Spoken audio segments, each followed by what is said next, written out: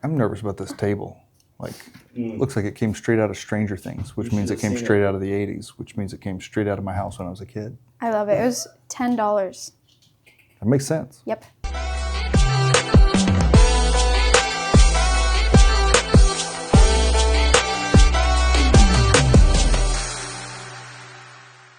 Okay, so this week we've been talking about money. Sort of. I have a bunch of questions for you. Oh, good. The first one being, why are Christians so weird when we talk about money? It is a great question. And I think most pastors are like nervous to some degree to talk about money, not because they don't believe it's an important topic or it isn't clear that Jesus talks about it or the scriptures deal with it, but it's typically because of what we believe other people will think. And so for us, this is like week number 5 of the One More initiative. But really, post-Easter is where we've gotten sort of into the specifics about commitments, like financially participating in the things that God's calling our church to do. But I've actually been thinking a lot about this question because people don't seem to get weird necessarily when you're talking about forgiveness or when you're talking about showing grace to one another or lots of topics. And those are areas in which we're also called to be generous. But when generosity touches this area of our money is when we get a little bit weird. And I think there's a couple of reasons for it. The first one is this. When we talk about forgiveness, most people don't think, I earned forgiveness, therefore I must give forgiveness, right? When it comes to money, we think about our money as something I earned. I can tell you what I did to earn it. I can tell you what I plan on doing with it. And even for people who've been Christians for years, we still tend to think about money as something that we earned, therefore it's actually harder to give away. Forgiveness was something I believe was freely given to me by Jesus, so I should be freely giving it away. But this money, I worked for it. I earned it. I think something actually has to shift in the way we think about money. And you see it in 2 Chronicles when David is talking about building the temple. And David actually goes first in giving.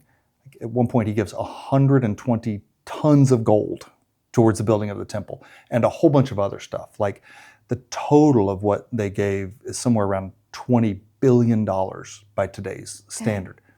What's so interesting to me is that David went to his own storehouses, his personal treasures, and he brought all of this out to give away. But at the end, when they go to worship, what David says is, how could we receive any credit for giving to you what you actually gave to us? Like David recognizes that although maybe he worked to earn this money or Israel paid their taxes or whatever it was, right, that it actually didn't belong to him. And I think that has to shift in our thinking, the sheer fact that I was born where I was born, that I have the opportunities that I have, or I actually have the ability to work. There are a whole bunch of layers to the conversation, which in reality, I actually am only giving back to God what he entrusted to me. Yeah.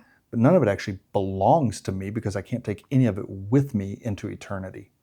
And so I think we have to switch our thinking that everything we have is actually because of the generosity of God.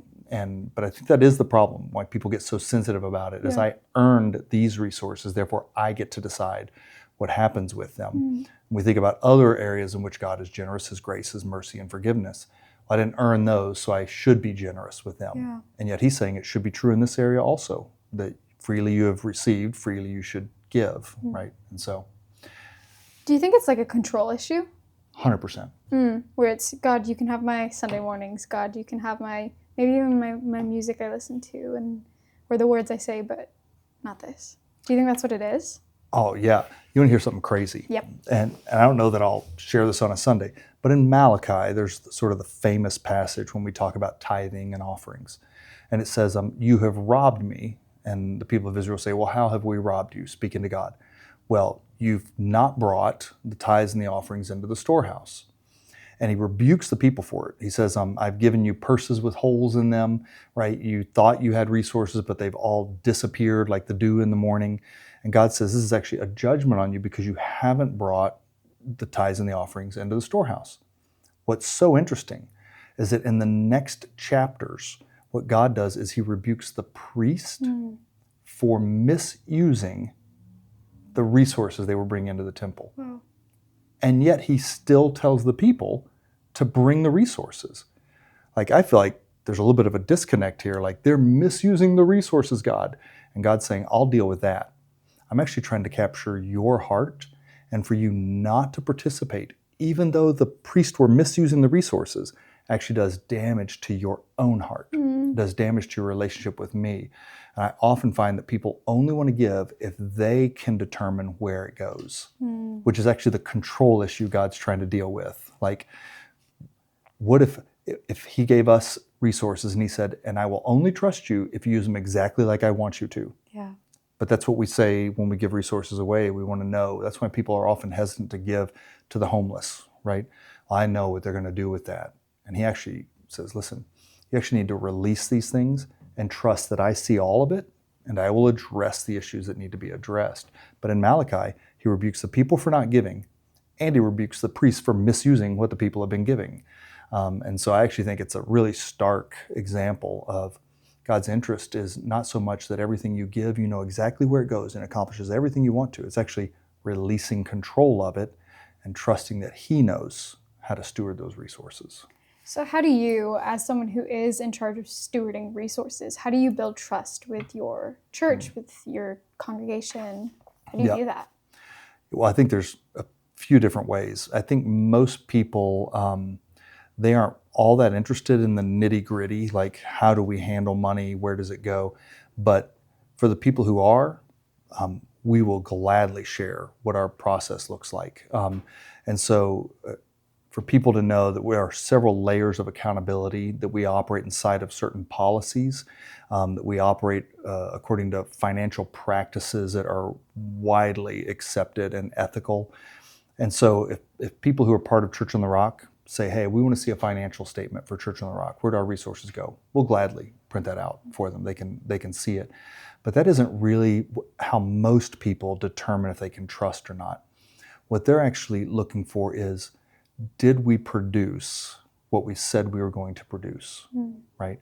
And so if we've got a $4.5 million budget for this year, what people are looking around and they're asking is, have people come to relationship with Christ? Are people being discipled? Are we making a difference in the world that justifies, from my vantage point, the amount of money we're investing? And so I think it's the church's responsibility to routinely offer an ROI, right? A return on your investment. And so often for us on Sundays, that's what we're doing when we talk about, how you can give at Church on the Rock, is we're saying, we want you to know about some things that have happened. We just had our women's conference, right? Over 350 women at our Wasilla campus, or men's summit, right? Part of our job is to let people know that there are so many things happening and the impact of those things. Some of that is story, and some of it's just sheer numbers. But it's really important as a church to be communicating the things that are going on in the church so that people know there's stuff happening as a result of me investing resources in this place. And then, were someone to ask the question, we could say, yes, we are going to have an audit, and yes, we do have policies for how we handle finances, and no, Jonathan doesn't make all those decisions, and right, we need to have the ability to answer those questions with integrity. But at the end of the day, what people want to see is, are we accomplishing our mission, right, in a substantial way that would justify what we say we're spending to do it? So walk me through your giving journey, what you've learned over the years, the first time you gave, and really where God has brought you from that first time to where you're at now. Yeah, because it's definitely a journey I am still on, right? So I grew up in a church environment, in a culture that it was just a fact that you gave a tithe, right? You gave 10% of whatever you brought in. The only real question was, do I do that pre-tax or post-tax, right? So sort of the culture that I grew up in, and I kind of believed that if you were a Christian, you at least did this, which in some ways can become license to do whatever you want with the rest of your money, as long as I can justify that I gave at least 10%. And the belief was that God's going to bless me if I give that 10%. I think as I've grown in this area, what I've discovered is I actually think that's a minimum. Like the reason God gave it in the Old Testament as a law was that it was actually the minimum required for our hearts to be connected to His heart. Like it was that spot where you would feel this. And it was really practical in the Old Testament. You were also supporting the work of the Levites, the priests, right? And so they weren't given an inheritance of land, right? And so if they were going to survive or make a living as a family, this entire group of people in Israel were actually supported by the tithe. But the tithe was only a portion of the giving that they were invited into in Israel. So I think at some point I really began to make that shift that this is a minimum. And so how connected do I want my heart to God's heart? And so I began to sort of challenge myself with, what if I did 11%? Yeah. Or what if I did 12%? And discovering that sort of obedience or that joyful, willing sacrifice, like as I increased that, I realized I was more and more connected to the things that I was investing in. Like where your treasure is, there your heart is also. And then I think over time, God has just been really faithful to reveal to me the areas of excess that I waste money. And I've often thought, God knows me pretty well. I'd love to be a billionaire. But I think He probably knows what I would do with $1 billion if I had it. Like, would I steward it in a way that actually advanced His kingdom to the level required with that much resource? And so I often think He's being really gracious to me by not entrusting me with more. And yet I want to grow in being faithful in this area. So Kitcher and I talk about it fairly often. And we say, what is it that would stretch us? Yeah. There was a season in life for Caleb, our son, where we just didn't have it to make ends meet even quite often.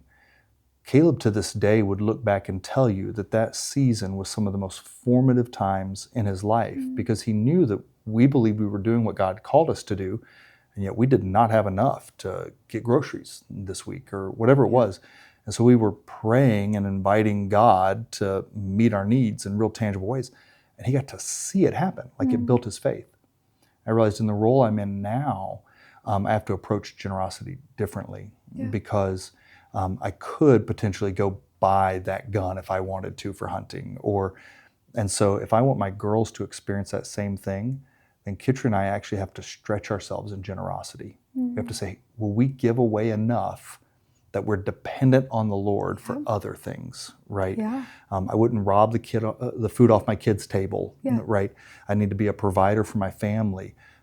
But most of the time, I've got more than enough. And so if we want our girls to experience that same kind of faith, the only way we can do it is by being wildly generous and then saying, hey, if we want to go on this vacation, we're going to have to pray, right? Like, let's ask the Lord to provide more because we already said yes to these things, right?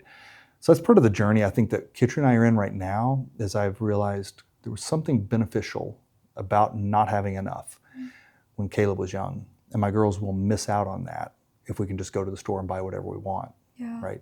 And so we're trying to figure out how are we generous in a way that shows them that we're dependent on the Lord. Money is such an interesting topic because it really covers, like, we talked about control, but there's also sacrifice and then dependency. Like, I think something you said on the commitment card video on our website is, does your spending define your giving? You're going to have to rephrase that, but really what it was driving at is your spending what informs your giving? Yes. Or does your giving inform what you have to spend? Yes. Right? Which is a totally different way of looking at it. Like, I actually think I'm looking at what I have left over after I've done not just what I need to, but after I've done all the things I want to, right? And so even if I'm giving 10%, I could still have more than enough, right? And I'm not asking the question about this more than enough that I was asking about the 10%. I'm like, this already belongs to the Lord. But actually all of it belongs to the Lord. And so is my spending, the things I want to buy, actually driving my generosity? Or is my generosity defining how I can spend money over here? That's a very different way of looking at our resources. And that's kind of what Kitcher and I are stepping into, now is like, no, actually our generosity should be shaping what we have to spend in these other areas. One of the things I have seen in our culture is that giving your leftovers to the Lord is deemed as acceptable. You're tired at the end of the day. You don't have time to read your Bible. You don't have time to think about the Lord or thank the Lord or acknowledge him. But that's fine because like you're working and like you're doing those things for him. And like, yeah, you give your 10% and that's fine. And you look at your budget and you go, do I have room to tithe? Well, maybe here. Well, maybe here. But it's like, no, I don't want to be someone that gives God my leftovers. I don't want to be someone that just is like throwing him a bone. It's my life has to be driven by sacrifice paired with wisdom. And like by his word and what he says and what he asks of me. And from that place, like we find joy. The happiest I've ever been was the poorest I've ever been, where I'm like, I'm so dependent on you, Lord. And like, you have to show up, but I love you and I'm a lover of your presence. Yeah. The number of people that I meet who, and I think most of us know this to be true, I've just had the benefit of having lots of conversations. So missionaries and missionary kids who grew up like with nothing, right? And because of what they said yes to, maybe even died early, right? Like, and the level of joy and contentment in those kids, right? Or in those parents versus the guy who has all the resource in the world. And they're trying to figure out why they aren't happy. What we all know is that happiness and true joy does not come from an abundance of stuff, right? It comes from someplace else. And I find that often the more treasure you have, the more stuff you have, the more that stuff has you. Yeah. Right? Like the more it owns you. You're wondering how to keep up with it, or I didn't use it and I feel bad about not using it, but I own it, right? Like, so I'll give you a real practical thing. I don't even know, like, it was years and years ago that the Lord really challenged me in this area, but it was all of my material things. So, right, like I got an older snow machine, I got an old Polaris Ranger, I've got a really old camper, but they're in decent shape, whatnot. And these things, these kinds of material things in my life, tents or guns or whatever it is, I just came to the conclusion none of it belongs to me. Now, how do I practically live that out, right, is the question. Like, okay, good. None of it belongs to me, but I get to use it all the time, right? Like, so the way I figured out to display this or to model it so that it's actually true, and I can't do this like on a Sunday to everybody in our church, right? Say out loud to 2,000 people, like, hey, if you ever want to use my camper, just let me know, right? But I can say that to a specific group of people. I can say that to our pastoral staff. I can say it to our church staff. Hey, here's the stuff I got. It doesn't belong to me, it belongs to the Lord. And I'm just telling you, if you want to take your family on a camping trip, and you want to use my camper, go for it. Just ask to return it as in good a condition as you took it. You want to borrow the four-wheeler? Go for it. You want to borrow the snow machine? Like, whatever I have, it's a real tangible way. And here's the crazy cool thing. Lots of people have taken me up on it.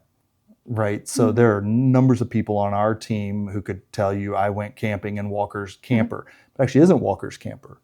Right? I just feel like the Lord entrusted me with this thing. We had a little bit of cash so we could buy it. I think it was $7,000 or something when we bought it. It's nothing fancy, but I feel like anything I have, it's a way I can display that I actually believe it belongs to us. Right. And so you want to go on a vacation with your family down to Homer, here's the camper. Yeah. Take it, use it. Like, and to see people take you up on that, I love it because it's actually a real practical way that I can display that this isn't mine. God just entrusted it to me. And my family gets to use it also, right? But it isn't just for us. Yeah. I think that same thing is true when it comes to finance, but this was like a real tangible way. Like, I've got these things, right? Not the fanciest in the world, but anyone's welcome to them.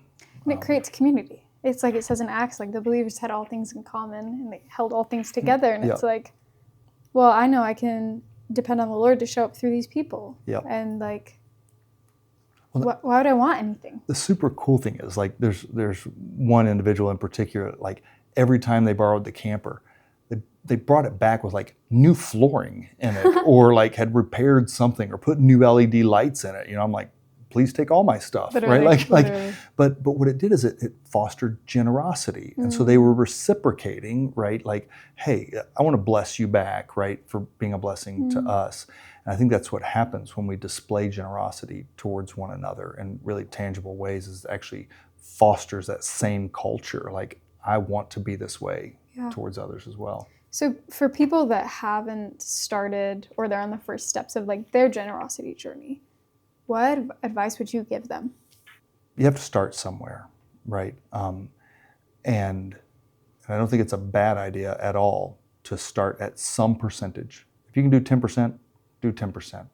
But start there, recognizing this is just a starting place, right? Like, and initially you're gonna feel it. I can just tell you, I've heard hundreds and hundreds of people tell their story about God math, right? We committed to doing this. I didn't know how we were going to do it. I just got an email last night about it. Like, I don't know how we were going to do it. All I know is every time we were obedient in this area, we had everything we needed in all of these areas. So that's sort of the supernatural side. Like, I can't tell you exactly how it works. I can just tell you that God's faithful. Yeah. But start somewhere and just make the commitment, commit to it. And then the other thing is, have your heart open to doing radical things. Coming into this season in particular, I felt like the thing I was praying is, Lord, nothing is off limits. And so I want my heart to be open again to something fresh and new. Hey, I'm telling you to sell your house. Okay, well, I can only assume that you want us to do that for our good and that you have a place for us to live, right? Like, but at least have your heart open to God saying radical things, right? And you have ways to confirm whether that's the right thing, but I think often he's just looking for a yes, and he does something in us. I've had several people since we launched this One More initiative come to me and say, listen, my wife and I are having conversation about, should we pack everything up and move to this new community in order to be part of what God's doing through Church on the Rock there? And I'm like, maybe. I have no way of knowing, but he'll tell you, and he'll confirm it with the two of you, right? You should move together if you're married in unity into this thing. You should ask all the right questions, but don't be afraid to have radical faith, to uproot things and to go to someplace brand new, or to give away things that you thought, man, I don't know. And trust that he's going to provide for us. And I think if your heart's open to that and you're willing to start somewhere, right? Don't just wait for the radical thing. Start with the practical thing. We're going to start right here and we're going to be faithful to it. Then your heart becomes more and more open to hearing what God might be saying in some other area. But it's good. I think there's such a, like, the kindness of the Lord is so evident in this season for us at Church on the Rock. Of, we have an opportunity to be uncomfortable. We have an opportunity to experience dependency corporately. And like, first of all, I want to thank you, like, for leading us into it and for being obedient to the Lord and not shying away from the call that he has on your life. But also, it's just, you know, we have God math stories, and like, I have my own. Even for me, being a recurring giver, that was a new step for me, because I'm like, I have to relinquish my rights. I have to let up control. And then I did that, and then the exact same amount of money came in through a different job for me. And I'm just like, how are you here? And now God's tugging on my heart. I want you to give this much. And I'm like, but what if? What if?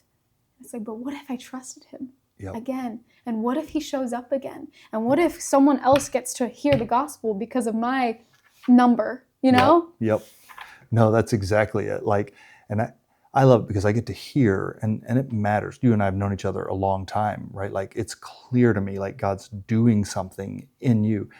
For me, it is an accurate way to describe this process, because it has taken some convincing from the Lord, right? That I need to deliberately step into this for the good of the church. And I know there are people who are like, there he is talking about money, you know, like whatever. And I just can't fix any of that.